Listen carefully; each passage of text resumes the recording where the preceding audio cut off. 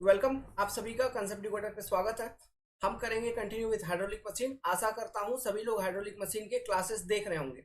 अभी हमने 3 घंटे के 2 घंटे के बहुत सारे क्लासेस हमने डाल दिए। Up to lecture 12 cover up हो चुकी है और 12 लेक्चर जो ये कवर अप हुई काफी इंपॉर्टेंट है, पूरा बेसिक था। इसमें हमने impact of jet and runner के कंसेप्ट जो थे हमारे, वो हमने कंप्लीटली आपको एक्सप्लेन कर दिया। आप अब वेलोसिटी ट्रायंगल बनाने में, इम्पल्स मोमेंटम इक्वेशन को यूज करने में, टॉर्क क्या होता है, एंगुलर मोमेंटम क्या होता है, सब चीज आपको बहुत अच्छे तरीके से आ रही होगी, अच्छे से आप कर पा रहे होंगे, है कि नहीं? ठीक है। So those classes are very important. Revise it multiple number of times. और जो वेलोसिटी ट्रायंगल्स वगैरह जो डिफरेंट केसेस में हमने बनाया है, उसको आप बारंबार बनाने का प्रैक्टिस करिए, क्योंकि एग्जामिनेशन में जब भी क्वेश्चन आएंगे आपको वेलोसिटी ट्रायंगल बनाना होगा। हम जो भी चीज यहाँ पे पढ़ेंगे, पंप, टरबाइन, जो भी चीज पढ़ेंगे, सब में वेलोसिटी ट्रायंगल के कंसेप्ट को यूज करना ही करना है। सो दैट पर्टिकुलर पार्ट जो हमने डिस्कस किया, ये मान के चलिए इट इज हार्ट, दिल है पूरा हाइड्रोलिक मशीन वाले सब्जेक्ट का। Okay, so with this I am going to start this particular topic, layout of a hydro power plant. अब हम हाइड्रो पावर प्लांट के बारे में पढ़ेंगे बहुत अच्छे तरीके से। सो एक हाइड्रो पावर प्लांट होता क्या, इसका ऑब्जेक्टिव क्या है? जैसे डैम वगैरह आप नॉर्मली सुने होंगे, नागार्जुन सागर डैम, हीराकुद डैम वगैरह। तो ये सारे जो डैम वगैरह हम बनाते हैं यहाँ पे, माय डियर, यहाँ ये डैम केवल वाटर को स्टोर करने के लिए नहीं होता है कि फ्लड वाटर को हम स्टोर करें, जो इनकमिंग फ्लड वाटर है उसको स्टोर करें, ताकि जब हमारे पास वाटर की स्कैर्सिटी हो तब हम इसे यूज कर पाए। This is only not the purpose of A dam. Dam आजकल जो हम बनाते हैं, इट इज मल्टीपर्पज। ये मल्टीपर्पज सर्व करता है, मतलब एक से अधिक पर्पज। जैसे कि ये जो रिजर्वायर है, यहाँ पे आप देख रहे हो, यहाँ का जो ये जो पानी है, बहुत सारा पानी होता है, बहुत बड़ा बड़ा रिजर्वायर होता है। रिजर्वायर दो तरह का होता है, कोई नेचुरल लेक वगैरह होगा या फिर आर्टिफिशियली हम क्रिएट करते हैं। तो reservoir are of two types, natural reservoir जैसे लेक वगैरह कोई है, या फिर आर्टिफिशियल रिजर्वायर जो हम बनाते हैं। ठीक है। तो ये जो रिजर्वायर है, इसमें बहुत सारा वॉल्यूम ऑफ वाटर होता है, and this particular volume of water is use for irrigation supply.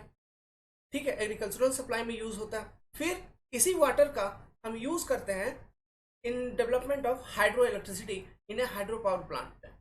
Hydro electricity is a very good type of energy electricity, because इसके डेवलपमेंट में किसी भी तरह का पॉल्यूशन नहीं होता। इसलिए हाइड्रो इलेक्ट्रिसिटी को हम ग्रीन इलेक्ट्रिसिटी भी कहते हैं, माय डियर। और आजकल ज्यादा प्रेफरेंस दिया जा रहा है इस हाइड्रो इलेक्ट्रिसिटी को डेवलप करने के लिए, लेकिन पता नहीं अदानी पावर फिर भी बड़ा बड़ा बड़ा बड़ा हो रहा है। उनका तो थर्मल पावर प्लांट का स्कीम है, फिर भी क्यों उसको परमिशन दे रहे हैं, आई डोंट नो। बट अब ध्यान, क्यों थर्मल थर्मल चीज जो होती है उसमें हीट करनी है, बर्न करनी, कंबंसन होगा, मतलब धुआं वगैरह निकलेगा, गैस निकलेगा, पॉल्यूशन। हाइड्रो इलेक्ट्रिसिटी कुछ नहीं, हम पानी का जस्ट यूज करेंगे। ये जो पानी है यहाँ पे रिजर्वायर के अंदर, इस पानी को हम टरबाइन स्टेशन जो आपको यहाँ पे दिख रहा है माय डियर, ये टरबाइन स्टेशन में आप देख पा रहे हैं एक रनर लगा हुआ होगा, मतलब ये टरबाइन में रनर लगी हुई होती है, और ये जो पानी है इस रनर पे एक्ट करेगा, रनर को रोटेट करेगा, और जो टरबाइन में लगा हुआ है, और वो रनर पावर जनरेट करेगा। एंड दैट पावर वो रनर से एक शाफ्ट कनेक्टेड होगी, और उस शाफ्ट से एक जनरेटर कनेक्टेड होगा, एंड दैट मैकेनिकल पावर जो डेवलप हो रहा है, जो रनर डेवलप कर रहा है बाई रोटेटिंग, क्योंकि रनर से शाफ्ट कनेक्टेड है तो रनर रोटेट करेगा तो शाफ्ट भी होगा रोटेट, और ये यही तो है mechanical power. And this particular mechanical power is transfer to the generator part, जो कि शाफ्ट के दूसरे एंड पे लगा हुआ है।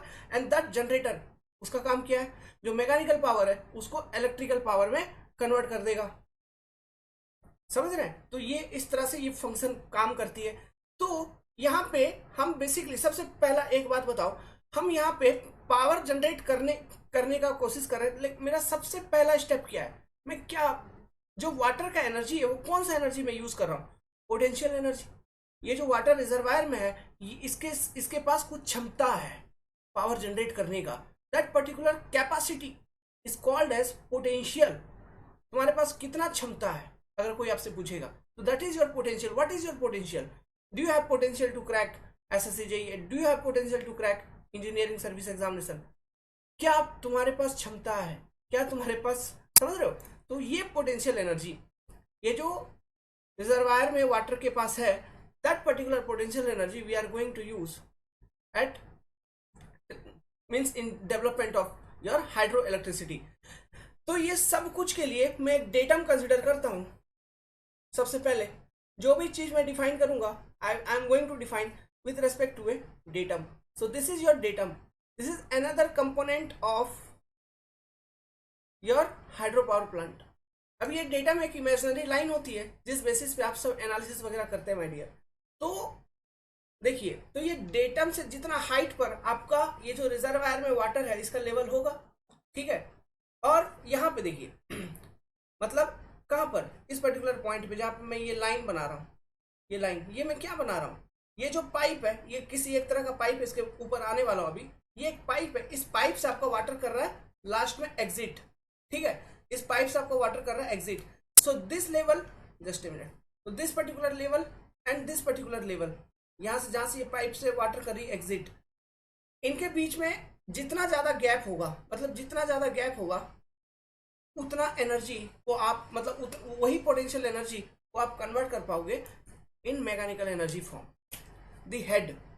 समझ रहे हैं? तो इसका मतलब ये हुआ, हम ऐसा कह सकते हैं कि जो रिजर्वायर वाला पार्ट है वो डेटम से जितना ऊपर ऊपर रहेगा, मतलब ये जो रिजर्वायर में वाटर लेवल है वो डेटम से जितना ऊपर ऊपर रहेगा उतना अच्छा है। और ये टरबाइन स्टेशन डेटम के जितना करीब करीब रहेगी, डेटम के जितना पास पास रहेगी उतना अच्छा है। क्यों? क्योंकि आपको जो पोटेंशियल हेड है माय डियर, क्योंकि अल्टीमेटली क्या करना है, ये रिजर्वायर से टरबाइन तक आपको पानी को लेके आनी है, रिजर्वायर से टरबाइन तक पानी को लेके आनी है, ठीक है। तो उसके लिए हेड चाहिए, पोटेंशियल हेड।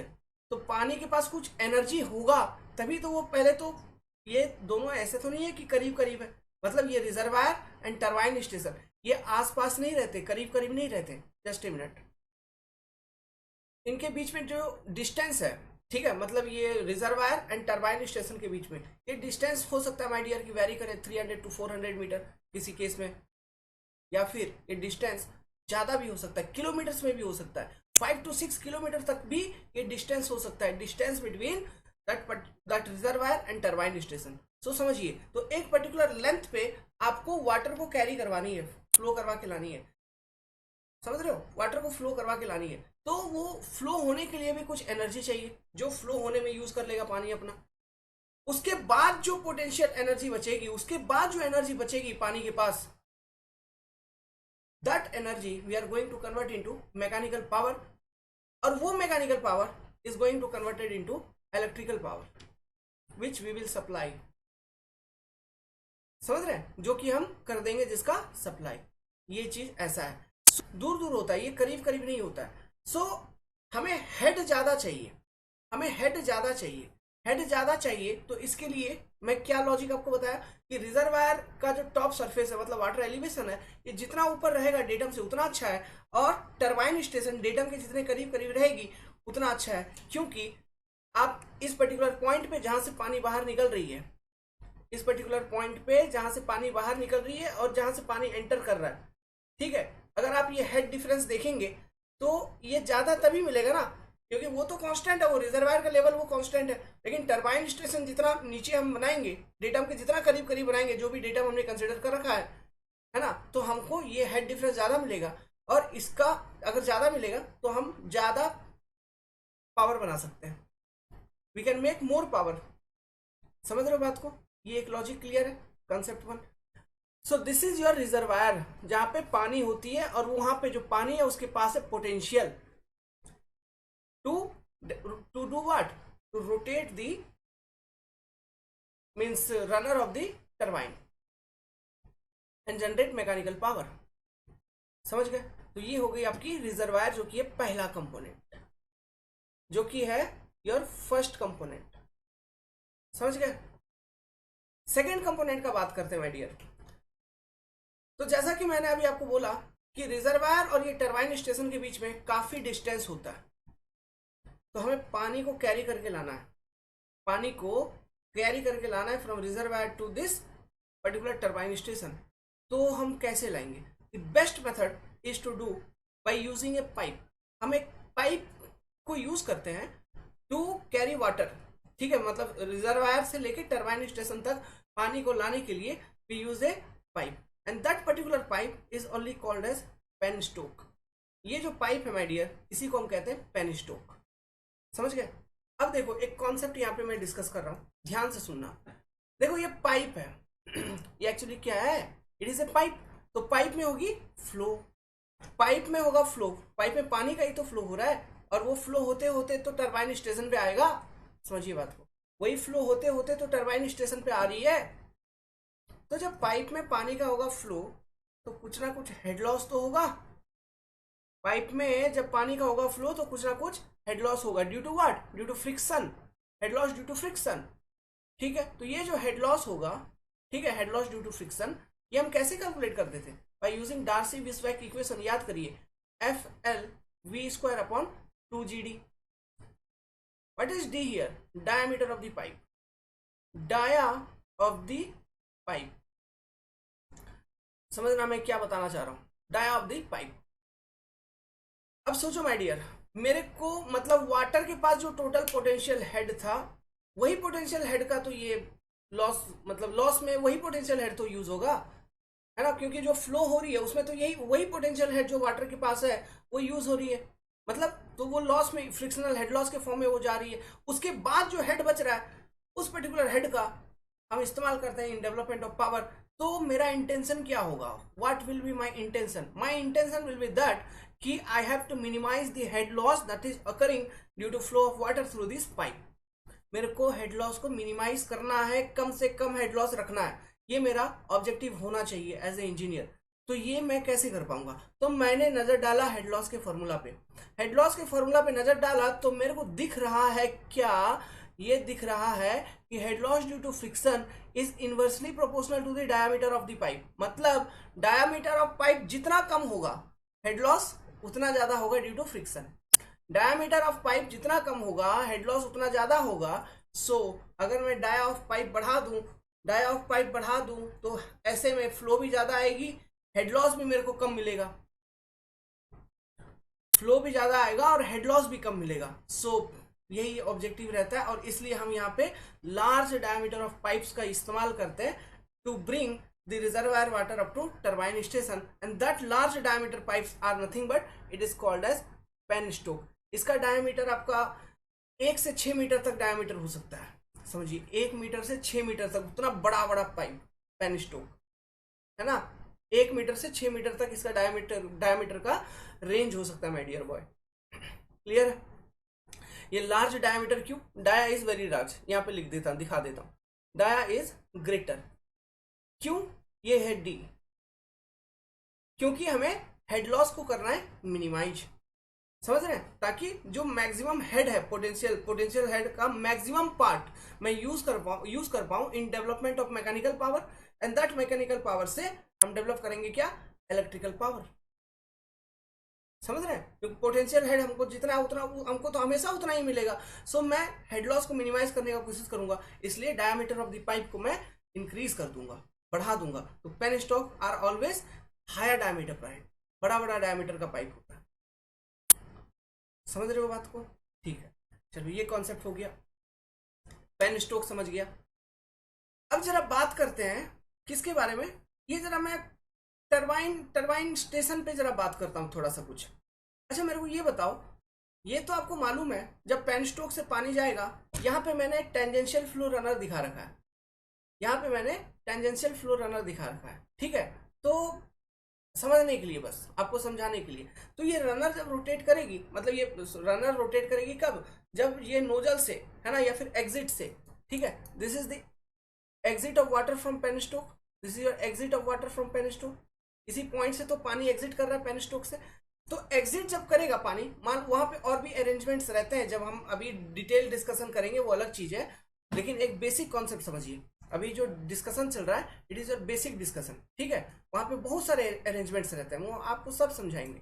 अभी पहले ये सुनिए, तो पानी जब एग्जिट कर रहा है, तो एग्जिट कर रहा है with let's suppose velocity v1, है ना।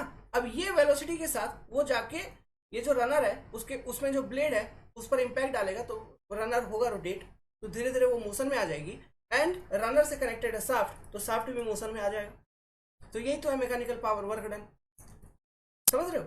तो उससे हम फिर इलेक्ट्रिकल पावर को निकालेंगे, इलेक्ट्रिकल पावर को जनरेट करेंगे।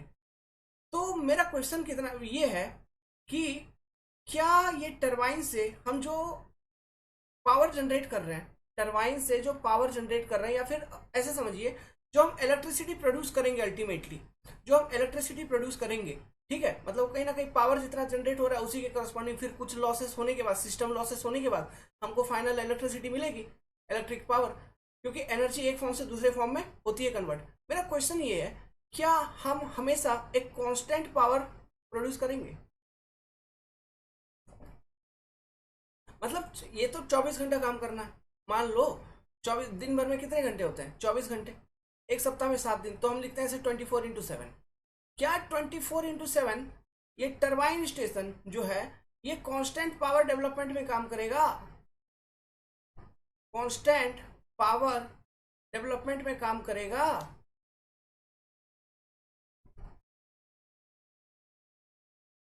या नहीं करेगा?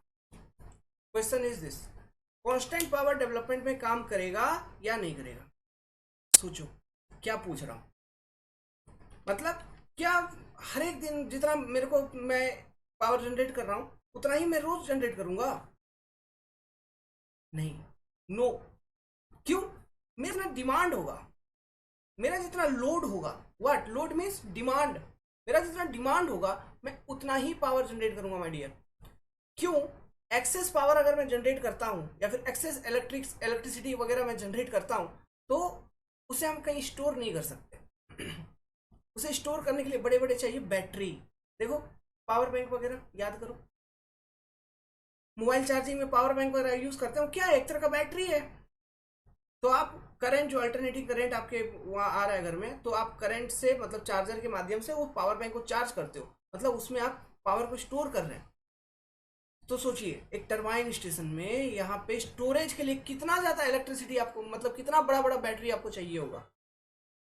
तो हम हमारे पास वो सिस्टम नहीं है, हम नहीं करते इस मेगा लेवल पे, हम वो स्टोर नहीं कर पाते, उतने बड़े बड़े बैटरी भी हमारे पास नहीं है। सो अगर मैं एक्सेस पावर डेवलप कर रहा हूँ माय डियर, तो वो पावर होना है वेस्ट। ये बात मेरे को क्लियर है, मालूम है कि वो पावर होना है वेस्ट। सो क्या मैं एक्सेस पावर, मतलब क्या, तो इसका मतलब यही हुआ ना, क्या मुझे कांस्टेंट पावर डेवलपमेंट करना चाहिए? नहीं, नहीं करना चाहिए। मेरा पावर डेवलपमेंट किसके ऊपर डिपेंड करेगा? मेरा पावर डेवलपमेंट डिपेंड करेगा कितना डिमांड है, ऑन दी डिमांड। जितना डिमांड है उस दिन का उतना मेरे को चाहिए। अब डिमांड ये चेंज होते रहता है, इट इज वेरिएबल क्वांटिटी। कैसे? सोचो, सुबह उठे आप, एक्चुअली ये इलेक्ट्रिसिटी कहाँ जा रही है? आपके घरों में जा रही है। सुबह उठ गए आप, सुबह उठने के बाद आप थोड़ा मतलब घर में टीवी वी न्यूज़ व्यूज़ देख रहे हो, थोड़ा पंखा वंखा चल रहा है, यूज़ कर रहे हैं, लेकिन आप वर्किंग क्लास के आदमी हैं, तो मान लीजिए घर में ताला वाला लगा के सब कुछ इलेक्ट्रिक अप्लायंसेस वगैरह बंद करके ऑफिस निकल गए, तो सुबह अब 9-10 बजे के बाद तो लगभग बहुत सारे घरों से आदमी तो काम काज में चला जाएगा, तो घर में तो सब कुछ बंद है। पावर डिमांड कम, डिमांड कम हो गया। शाम के टाइम में घर गए, फिर रिलैक्स किए, फिर पंखा टीवी लाइट वाइट वाइट चला, सब कुछ पूरे शहर में बिजली चली। शाम के टाइम में डिमांड होती है ज्यादा, दिन में होगा ऑब्वियसली कम। ऐसा तो डेली बेसिस पे वेरिएशन हो रहा है कि नहीं? तो जब जैसे हमको चाहिए माय डियर, उस तरह से उसके अकॉर्डिंग मैं पावर जनरेशन करूंगा, उस डिमांड के अकॉर्डिंग, उसके सिंक्रोनाइज वे में। मतलब डिमांड और पावर डेवलपमेंट ये दोनों सिंक्रोनाइज्ड होंगे, जैसा डिमांड वैसा मैं पावर को डेवलप करूंगा। मैं थोड़ा सा भी एक्सेस पावर डेवलप नहीं करूंगा, क्योंकि मैं उसे स्टोर नहीं कर सकता, वो हो जाएगा मेरा वेस्ट। सीजनल वेरिएशन भी होते हैं, जैसे विंटर सीजन में कम चाहिए, क्योंकि विंटर सीजन में पंखा वंखा आप, अच्छा विंटर सीजन में हीटर तो चलाते हैं बहुत सारे लोग, समर सीजन में फिर वेरी कर जाएगा, एसी वगैरह लोग लगाते हैं, कूलर वगैरह लगाते हैं, तो सब वेरी करते रहता है power demand. So according to that particular variation I have to produce power in this turbine. समझ रहे हैं? अब मेरे को ये बताओ, टर्बाइन का जो पावर है ये किसके ऊपर डिपेंड कर रहा है? ये कंपोनेंट्स के ऊपर डिस्कशन कर रहे हैं, मैं लिखवा भी दूंगा, सुनते रहो। टर्बाइन का जो पावर है वो किसके ऊपर डिपेंड कर रहा है? याद करो, मैंने एक कॉन्सेप्ट आपको बताया था, runner power, RP, runner power बताया था। तो ये फॉर एग्जांपल लास्ट वाला केस में जिसमें कर्व ब्लेड्स वगैरह इंस्टॉल थे, रेडियल मतलब कर्व ब्लेड वगैरह थे ना, मतलब यही तो पिछला वाला वीडियो में डिस्कस किया था, इस तरह का कर्व ब्लेड वगैरह था। ठीक है, now for this type of blades, जो मान लो यहाँ पे फ्लैट प्लेट, हमने यहाँ पे तो फ्लैट प्लेट लगा दिया, मान लो वो कर्व ब्लेड वगैरह रहता, कुछ रहता है ऐसा, तो रनर पावर हमने कैसे निकाला था, याद करिए, जस्ट फॉर समझाने के लिए मैं आपको ये इक्वेशन लिख रहा हूं, rho q VW1U1 plus VW2U2.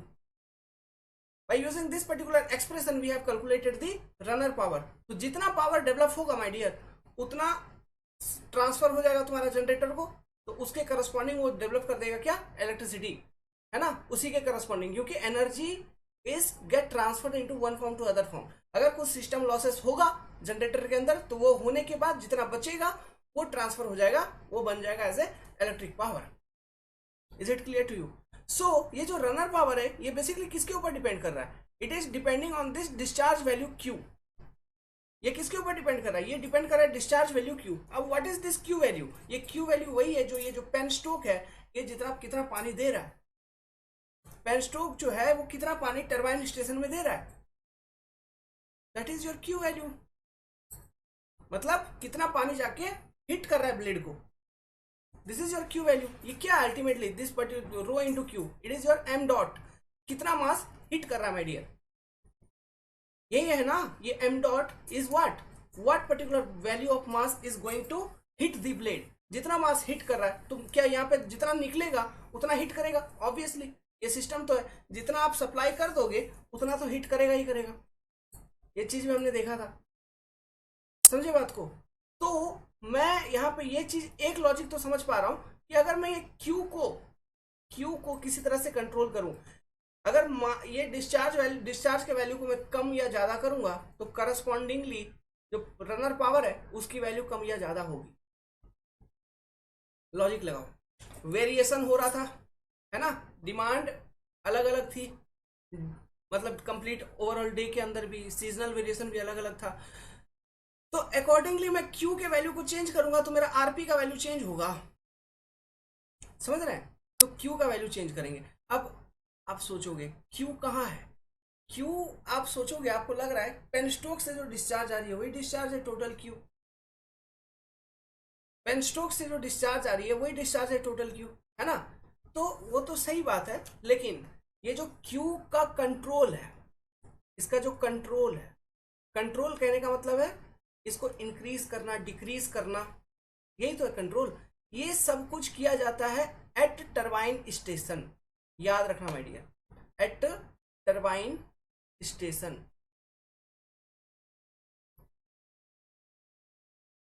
Okay, अब देखो टरबाइन आ गया. मैं आपको बता देता हूं, हम जो पढ़ेंगे टरबाइन हम पढ़ेंगे दो तरह का. अगर एक जनरल कैटेगरी बताऊं, एक होता है इंपल्स टरबाइन, दूसरा होता है रिएक्शन टरबाइन.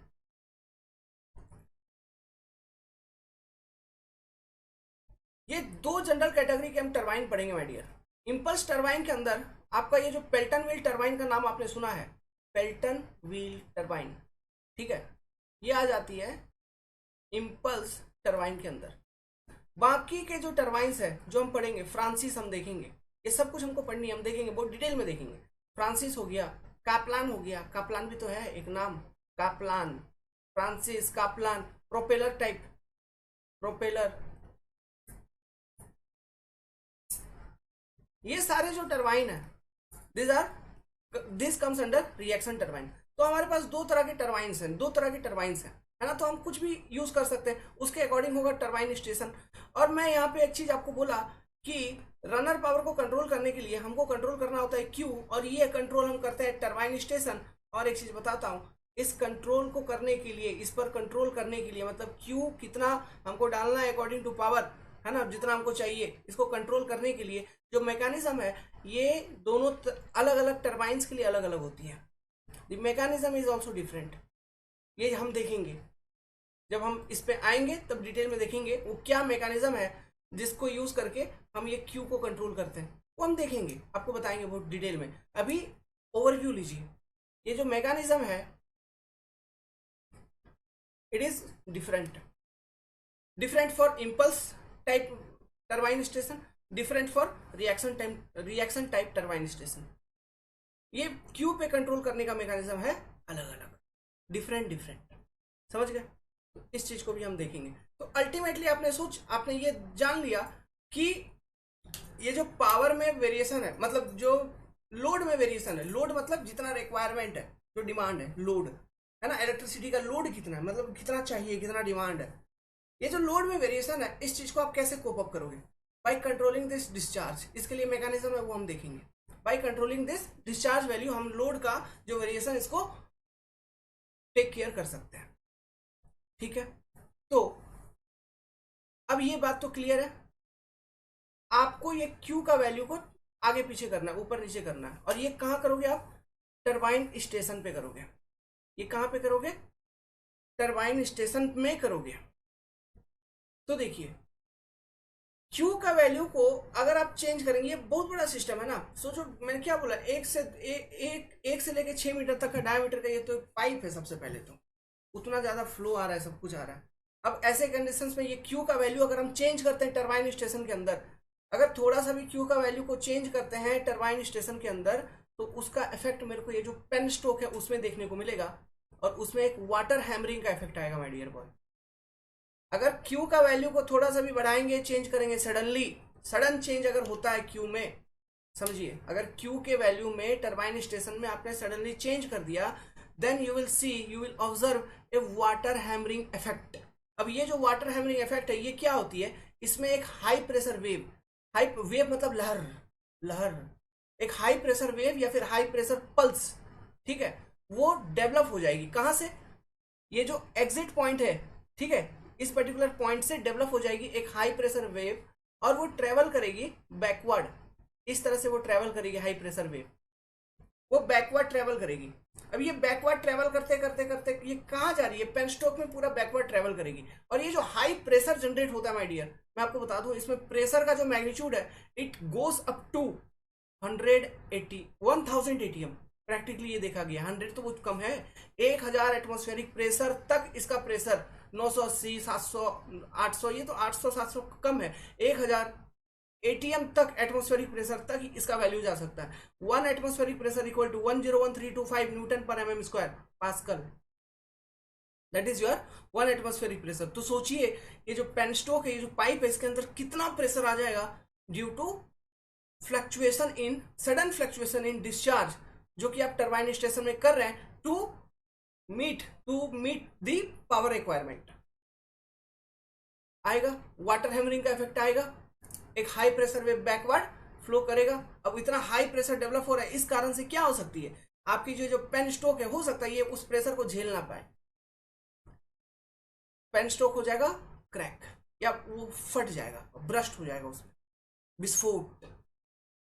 वो बहुत ज्यादा प्रेशर है ना, हो सकता है वो नहीं झेल पाए, बिल्कुल उसका मटेरियल उतना स्ट्रांग नहीं है, नहीं झेल पाएगा, वो हो जाएगा, फूट जाएगा, ब्रस्ट हो जाएगा, क्रैक डेवलपमेंट हो जाएगी, समझे।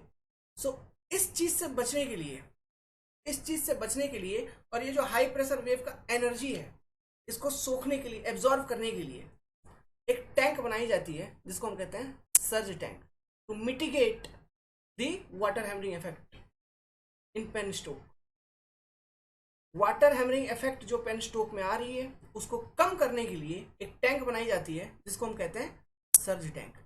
ये क्या करेगा? ये जो लहर आ रही है, इसको डिस्ट्रॉय कर देगा, इस वेव को घुला मिला के खत्म कर देगा। यहाँ पे पानी है ना टंकी में, वो पानी के साथ वो वेव घुल जाएगी, उसकी एनर्जी हो जाएगी डिसिपिएट, तो इसका प्रेशर हो जाएगा खत्म। ये मैकेनिज्म होता है सर्ज टैंक का। तो ये चीज हम वहां पे इंस्टॉल करते हैं। अब मेरे को ये बताओ, ये जो सर्ज टैंक है, मैं टरबाइन स्टेशन के करीब करीब इंस्टॉल करूंगा, क्यों? ताकि ये वाला जो लेंथ है, ये पर्टिकुलर लेंथ है ना, ये छोटा सा पेन स्ट्रोक का लेंथ, ये कम से कम हो, और ये वाला जो पार्ट होगा, ये जो पेन स्ट्रोक आ रही है, वो लेंथ में आपका ये जो वाटर हैमरिंग का वेव है, बैकवर्ड वेव, वो पहुंचे ही ना, क्योंकि सर्ज टैंक तो उससे पहले है ना। तो सर्ज टैंक में ही वाटर हैमरिंग का इफेक्ट खत्म हो जाएगा, तो पीछे जाएगा ही नहीं। तो सर्ज टैंक को मैं टरबाइन स्टेशन के करीब करीब रखने का कोशिश करता हूँ हमेशा, ऑलवेज। ध्यान रखिएगा, ऑब्जेक्टिव क्वेश्चंस, असर्शन रीजनिंग, सब चीजों में पूछेंगे, लॉजिकल क्वेश्चंस, बात सुनना है। क्या था, एक फोटो लेके बस बता रहा हूँ, समझा रहा हूँ, जितना जो जो चीज बता रहा हूँ, 2000 questions asked in exam, asked in interviews, ये होती है बेसिक, ठीक है। This is the discussion. So with this we have completed this particular basic layout discussion. तो इसमें हमने क्या देखा, अच्छा ये देखो, और कुछ है।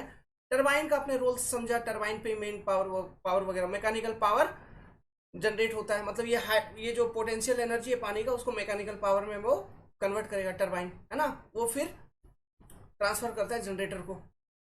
तो एक हाइड्रो पावर प्लांट का जो कंपोनेंट है, ये हेड रेस मतलब रिजर्वायर का head from datum, tail race, यहाँ पे ये देखो टेल रेस, ये क्या है, ये चीज क्या है। अब ये देखो, ये जो रनर है इस पे वाटर लगी, रनर हो गया रोटेट, इसके बाद पानी का क्या, पानी तो नीचे वहीं पे गिर जाएगा, पानी तो नीचे वहीं पे गिर जाएगा, तो इसलिए मैंने वहीं पे पानी दिखा दिया, समझ गए, वो तो वेस्ट है, वो हमारा कोई काम का नहीं है। तो अब उस पानी को हम क्या करेंगे, उस पानी का हम क्या करेंगे, उस पानी को वाटर चैनल बना के, कैनाल्स बना के, चैनल या फिर कैनाल बना के फिर से नदी के डाउन स्ट्रीम में छोड़ देंगे। तो वो जो कैनाल बनते हैं ना, वो जो वाटर एस्केप्स बनते हैं, जिसके थ्रू से ये जो पानी को हम नदी के डाउन स्ट्रीम में पहुंचाते हैं, इसी को कहा जाता है टेल रेस। देखिए क्या है, एक छोटा सा डायग्राम और बना दूं, डायग्राम देखिए, एक छोटा सा डायग्राम और बना देता हूं। तो देखो ultimately what is tail race. So ये रिवर है, ये मान लीजिए रिवर है, तो सबसे पहले आपने रिवर से पानी को लाया पेनस्टोक वगैरह के माध्यम से टरबाइन स्टेशन पे, this is your turbine station T, यहाँ पे पेनस्टोक के माध्यम से, पेनस्टोक है, टरबाइन स्टेशन तक आप वाटर को लेके आए, this is the river flow. यहाँ पे कहीं ऊपर में डैम वगैरह है, इधर ऐसा डैम वगैरह है ना, दिस इज अपस्ट्रीम, यहाँ पे रिजर्वायर वगैरह होगी कुछ ऐसा, this is your reservoir and this is your down stream and DS, ठीक है। तो टरबाइन स्टेशन पे पानी आपने लेके आया, फिर हम क्या करेंगे, टरबाइन स्टेशन से जो एक्स्ट्रा पानी बच रहा है, वो पानी हमारा कोई काम का नहीं है, तो हम एक चैनल बनाएंगे, एक कैनाल्स बनाएंगे, ताकि वो पानी को रिवर के डाउन स्ट्रीम में फिर हम छोड़ दें, ठीक है, this is your river flow. फिर ये जो कैनाल है ना, इसी को हम कहते हैं टेल रेस, टेल रेस। और ये टेल रेस बेसिकली क्या होती है, डेटम से वो जो हेड ऑफ वाटर देख रहे हो इसका, है ना, उसको हम जनरली टेल रेस कहते हैं, और इसको भी टेल रेस कह देते हैं, या फिर एस्केप कैनाल्स, या फिर टेल रेस वगैरह, कुछ भी आप कह लो, समझ गए। सो this is your basic concept behind hydro power plant. तो इसमें जो कंपोनेंट्स अगर आपसे कोई पूछे, कंपोनेंट्स तो वो क्या क्या है, रिजर्वायर हो सकता है नेचुरल, आर्टिफिशियल, नेचुरल जैसा कि लेक, आर्टिफिशियल जैसा कि डैम। रिजर्वायर के बाद penstock my dear boy, large diameter pipes in which head losses are very less, penstock second component, मैं लिख देता हूं, रिजर्वायर लिख दिया, penstock large dia pipe, head loss friction बहुत कम। तीसरा surge tank, very important, surge tank, बहुत कॉन्सेप्ट देखेंगे आगे, अभी बहुत सब कुछ देखेंगे, अभी ये तो बेसिक जस्ट आपको इंट्रोड्यूस करवाया कि ये चीजें, अभी इस पर डिटेल एनालिसिस करेंगे, ठीक है, नेक्स्ट क्लास में करेंगे, इंट्रोड्यूस करके छोड़ दिया, कमेंट करिएगा नेक्स्ट क्लास लाऊं नहीं लाऊं, व्यूज कम आ रहे हैं, डिमोटिवेट हो रहा हूं। फोर्थ कंपोनेंट क्या, turbine station, fourth component. Fifth component क्या है, टरबाइन और क्या है, जनरेटर। और कुछ दिख रहा है क्या, सिक्स्थ और लिख लो, वाटर एस्केप, या फिर टेल रेस लिख लो, tail race.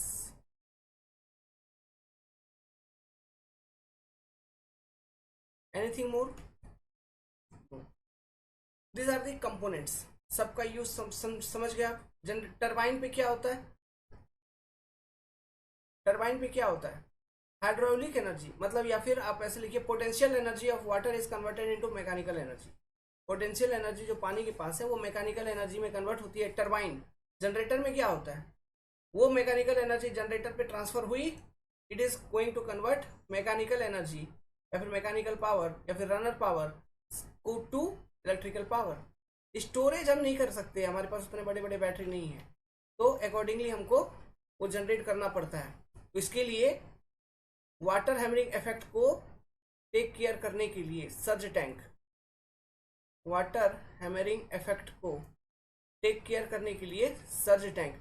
Water hammering effect के दौरान पेनस्टोक के अंदर जो प्रेशर है वो अप्रोक्सीमेटली 1000 ATM तक जा सकता है, याद रखना ये सब फैक्ट, 1000 ATM तक जा सकता है। ठीक है, टेल रेस मतलब water escape to downstream of the river again. Diagram मैंने आपको बना दिया, दिखा दिया बस। ठीक है, लिख लीजिए। वीडियो कैसा लगा, पसंद आया तो कमेंट कर दीजिए, लाइक कर दीजिए। इसी चीज को आगे कंटिन्यू करेंगे नेक्स्ट लेक्चर में। कॉपी में इतना लिख लीजिए। ठीक है।